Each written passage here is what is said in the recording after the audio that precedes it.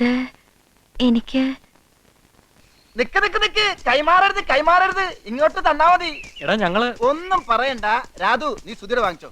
കൊടു കൊടു കൊടു. എടാ അത് ഒന്നും പറയണ്ടെന്ന് പറഞ്ഞില്ലേ. ഞങ്ങൾക്കറിയാൻ പാടാത്ത രഹസ്യം നിങ്ങൾക്ക് ഉണ്ടാവാൻ പാടില്ല. കൊടു കൊടു കൊടു കൊടുമിനി.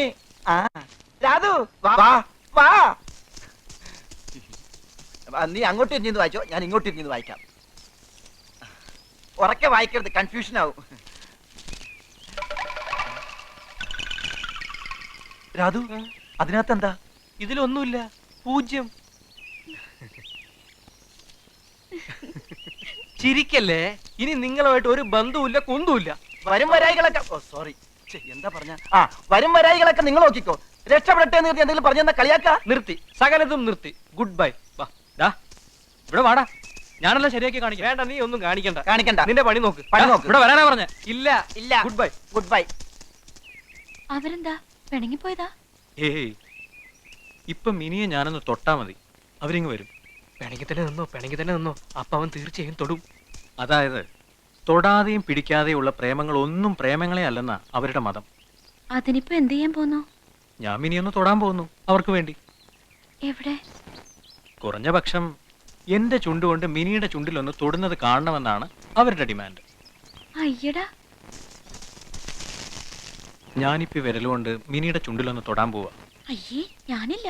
മിനി പ്ലീസ്, എളുപ്പം തൊട്ടിട്ട് ഞാൻ അവരെ ഇവിടുന്ന് പറഞ്ഞു വിട്ടേക്കാം. ഞാൻ തൊടാൻ പോവാ. സുധി, എന്താ ഇത്? പ്ലീസ്. ഞാൻ തൊടാൻ പോവാ. വേണ്ട, ഞാൻ ഓടും. ഞാൻ തൊട്ടു. ഞാൻ ഓടി. മിനി, എന്നാ തൊട്ടിട്ടേ ഉള്ളൂ. മിനി, നിക്കാൻ. ഏയ്, അവിടെ നിക്കാനാ പറഞ്ഞത്. മിനി, ഏയ്, വിടരുത്. തൊട്ടാ മാത്രം പോരാ. നിക്ക്. ആലിംഗനം ആലിംഗനം ആലിംഗനം. പിടിക്ക്. പിടിച്ചു നിർത്തടാ. പിടിക്കടാ.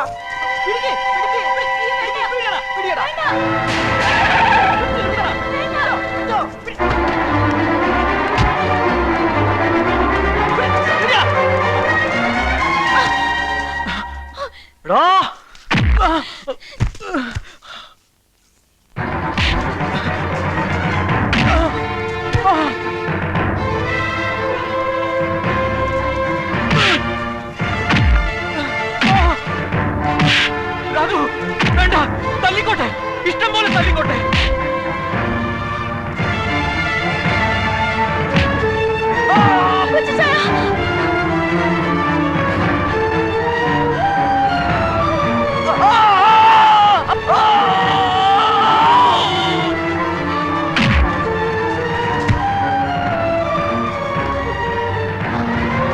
തൊട്ടുപോരുത് എന്റെ സുധിയെ. സുധി എന്റെയാ, ഞാൻ സുധിയുടെയും. എനിക്കിഷ്ടമാ സുധിയെ, സുധിക്ക് എന്റെയും. മിനി, എന്റെ പൊന്നനിയത്തി നീ. കൊച്ചുചായ, എനിക്ക് മാപ്പ് തരണം.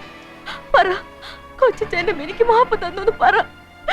നിക്ക്, കൊച്ചുചായ പോണ്ട. ഞാൻ പറയുന്ന ഒന്ന് കേക്ക് പ്ലീസ്. എന്നെ വെറുക്കല്ലേ കൊച്ചുചായ. വെറുക്കരുതെന്ന് ഞാൻ ഇനി ഉണ്ടായിട്ട് വേണ്ട നിന്നെ വെറുക്കാൻ. ഈ വർക്ക് ഇനി ഇല്ലടി. ഈ വർക്കിക്ക് ഇങ്ങനെ ഒരു അനിയത്തിയില്ല. വെറുക്കരുതെന്ന്. വെറുപ്പേ ഉള്ളടി നിന്നോട്, വെറുപ്പ് മാത്രം. ഞാനിപ്പോ നിന്നെ വെറുക്കുന്നതിന്റെ 100 ഇരട്ടി എന്റെ കുട്ടിച്ചായനും എന്റെ ഈയോ ചായനും ഞങ്ങളുടെ അമ്മച്ചിയും നിന്റെ വെറുക്കൂടി. നോക്കിക്കോ.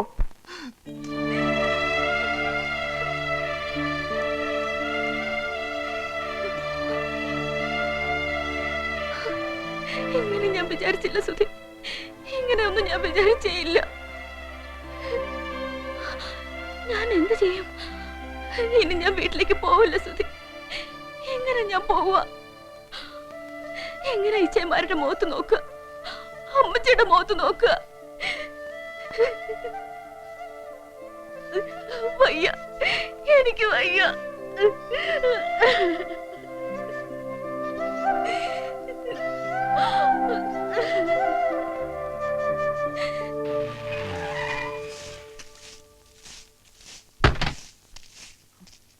എന്താടാ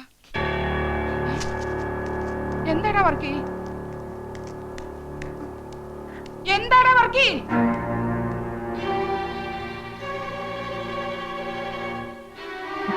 എന്താടാ കാര്യം? പോയി കുട്ടിച്ചായ, പോയി. ഈ വീട്ടിലെ രാജകുമാരി പോയി. എന്താടാ വർക്കി നീ പറയുന്നേ? അമ്മച്ചി, അവള് വേറെ ആരുടെ കൂടെ പോയിരുന്നെങ്കിൽ ഞാൻ സഹിച്ചേനെ. ഇതെനിക്ക് സഹിക്കാൻ പറ്റണില്ല അമ്മച്ചി. യോജായ സമ്മതിച്ചില്ലല്ലോ. അന്നേ ഞാൻ അവന്റെ കൈയും കാലും തല്ലി ഓടിക്കാൻ പോയതല്ലേ, സമ്മതിച്ചില്ലല്ലോ യോജായ. പറയുന്നത് തുറന്ന് പറയണം.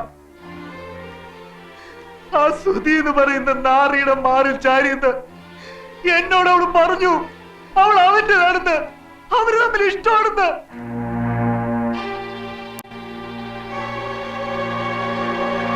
ആര്? നമ്മുടെ മിനിയോ? ഇനി വരില്ല അവൾ ഈ വീട്ടില്. അവന്റെ കൂടെ ഉറങ്ങും അവളിന്ന്.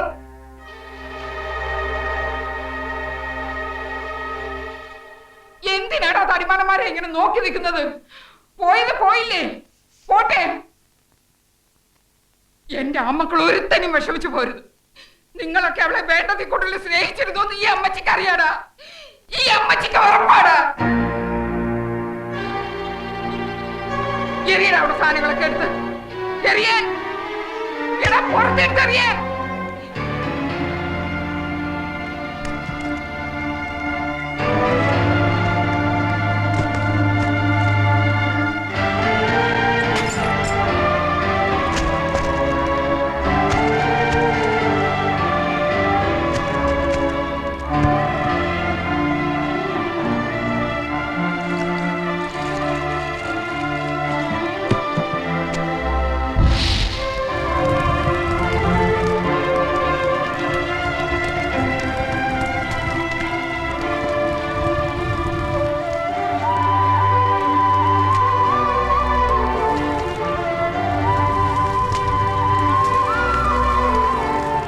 വീട്ടിലെ വിളക്കളഞ്ഞതാ.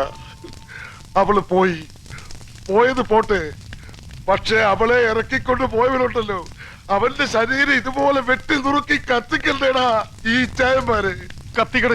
കത്തിക്കണം. സുധീ, എവിടെയെങ്കിലും പോയി രക്ഷപ്പെടാ. അവരെല്ലാവരും കൂടി ഇങ്ങോട്ട് വരുന്നു. നിന്നെ വെട്ടിക്കുറുക്കി കൊന്നാലും അവരുടെ കല തീരില്ല. അവരും എത്തും മുമ്പ് എവിടെയെങ്കിലും പോയി രക്ഷപ്പെടാ പ്ലീസ്.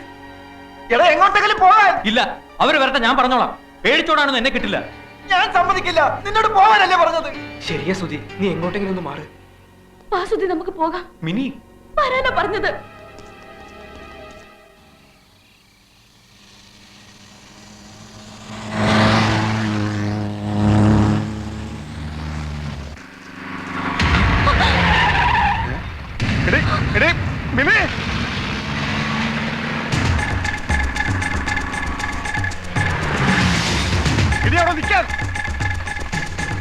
ഇറക്കി പിടിയതാണ്.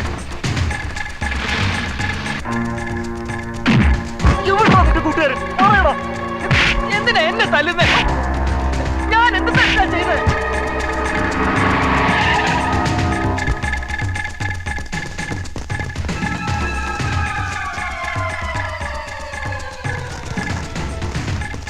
എന്തായി? കണ്ടില്ല. പറഞ്ഞേടാ, അവരെവിടെ? പറ. എവിടാണെന്ന് എനിക്ക് എങ്ങനെ അറിയാം? ആ വഴിക്ക് എങ്ങാണ്ടാ ഓടിയത്.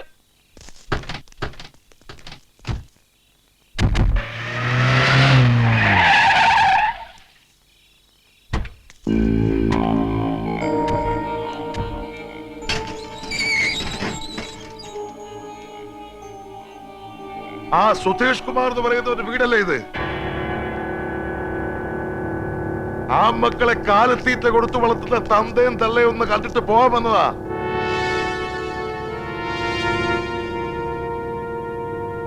മോന് പ്രേമക്കൊതി കൂടുതലാണേലേ എവിടുന്നെങ്കിലും 5-6 പെമ്പിള്ളേരെ കൊണ്ട് കെട്ടി നിർത്തി കൊടുക്കണോ, കൊതി തീർക്കട്ടെ. നിങ്ങൾ ഇതുവരെ കാര്യം എന്താണെന്ന് പറഞ്ഞില്ല.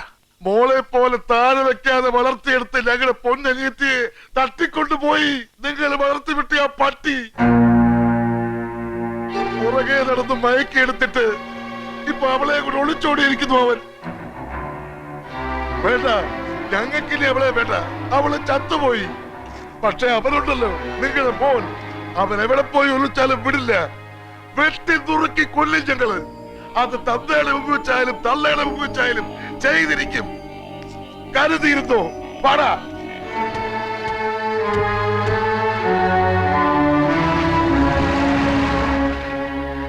എന്താ ഇത്? പോകാം, നമുക്ക് എവിടെയെങ്കിലും പോയി ഒന്ന് അന്വേഷിക്കാം അവനെ. എന്തിനാ? പറഞ്ഞു കേട്ടില്ലേ, പെണ്ണിനെ കൊണ്ട് ഒളിച്ചോടിയെന്ന്. അങ്ങനെയുള്ളതിനെ എവിടെ പോയി അന്വേഷിക്കാനാ? എന്തിനന്വേഷിക്കാൻ? കറങ്ങി തിരിഞ്ഞു വരും, അന്നേരം ആലോചിക്കാം. നോക്ക്, അവരെന്തെങ്കിലും ചെയ്തു കളയും നമ്മുടെ സുധിയെ. ചെയ്തോട്ടെ. അവര് പറഞ്ഞ പോലൊക്കെ അവൻ പ്രവർത്തിച്ചിട്ടുണ്ടെങ്കിൽ അവനത് വേണം. അതിനെന്താ?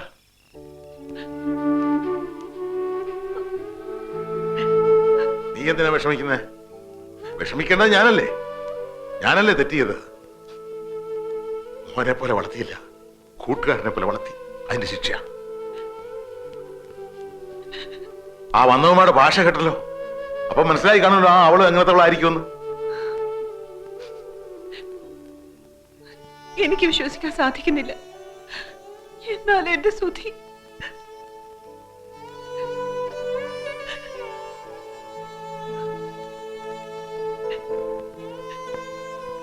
ചന്ദ്രിക തന്നെ പറ, ഞാൻ എന്താ ചെയ്യേണ്ടതെന്ന്. അതുപോലെ ചെയ്യും.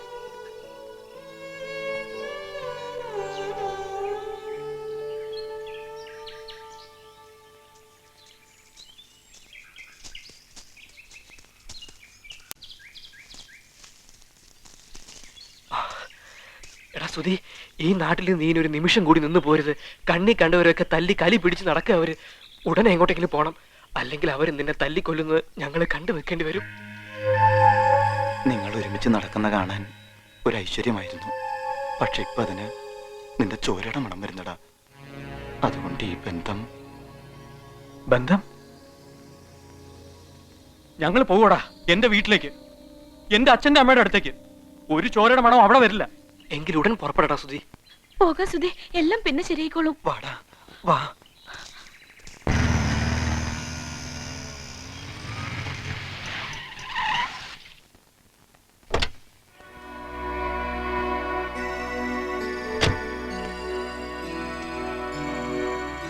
ആ ബൈക്ക് അവിടെ വെച്ചിട്ട് കാറിലോട്ട് കയറ.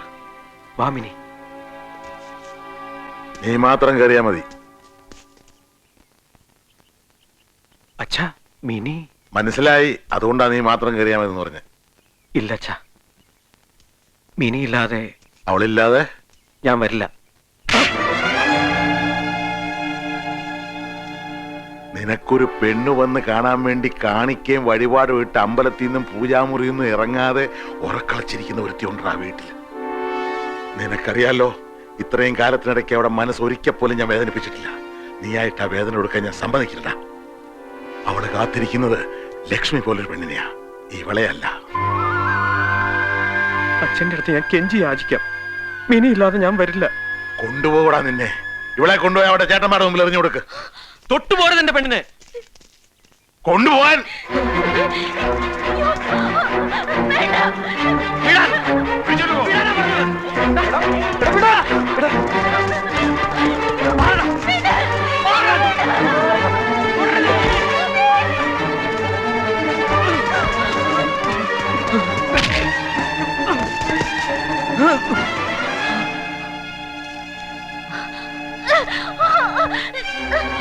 വേണ്ട സുധി, അച്ഛനുമായിട്ട് വഴക്ക് വേണ്ട. ഞാൻ പോയേക്കാം.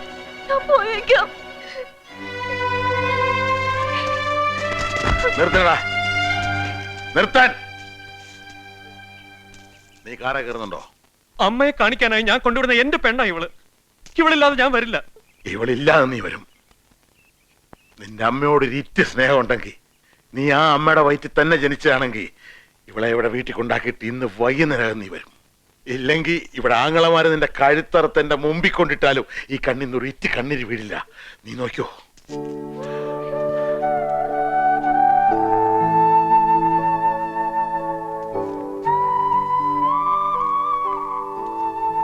വന്നേക്കണേടാ പൊന്നുമോനെ.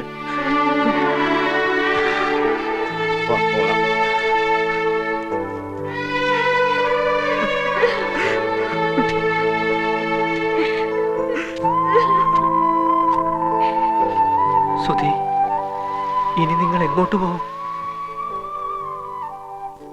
പറയടാ, ഇനി എങ്ങോട്ട് പോകും? ആ അച്ഛന്റെ സ്നേഹത്തെ കുറിച്ച് പറയുമ്പോഴൊക്കെ നിനക്ക് 1000 നാക്കായിരുന്നല്ലോ. അങ്ങനെ ഇതൊക്കെ കാട്ടിക്കൂട്ടിയപ്പോ കണ്ടടാ ആ സ്നേഹത്തിന്റെ മാറ്റ്. മിനിയും പറഞ്ഞല്ലോ ഒരുപാട് വീട്ടുകാരുടെ സ്നേഹത്തെ കുറിച്ച്. ഇന്നലെ രാത്രി ഞങ്ങൾ കണ്ടു, അറിഞ്ഞു ആ സ്നേഹം. നിങ്ങളൊക്കെ മനസ്സിലാക്കിയിരിക്കുന്ന സ്നേഹം എന്തുവാ ഒന്ന് പറഞ്ഞതാ. ഇങ്ങനെ അന്തിച്ച് നിൽക്കാതെ വാട എന്റെ വീട്ടിലേക്ക്. ഞാൻ കാണിച്ചുതരാം സ്നേഹം എന്താണെന്ന്. വലിയ ബംഗ്ലാവൊന്നുമില്ല, ഒരു കുടില. എന്റെ അപ്പനൊരു മുക്കുവനാടാ. പക്ഷെ ആ നെഞ്ചത്ത് നേരും നെറിയുണ്ട്, കടൽ പോലെ കിടക്കുന്ന സ്നേഹമുണ്ട്. ഒരുത്തനും തൊടില്ല നിങ്ങൾ അവിടെ. നിങ്ങളെ ഞാൻ കൊണ്ടുപോകും, എന്റെ അപ്പന്റെ അടുത്തേക്ക് നിങ്ങളെ ഞാൻ കൊണ്ടുപോകും. പാടാ.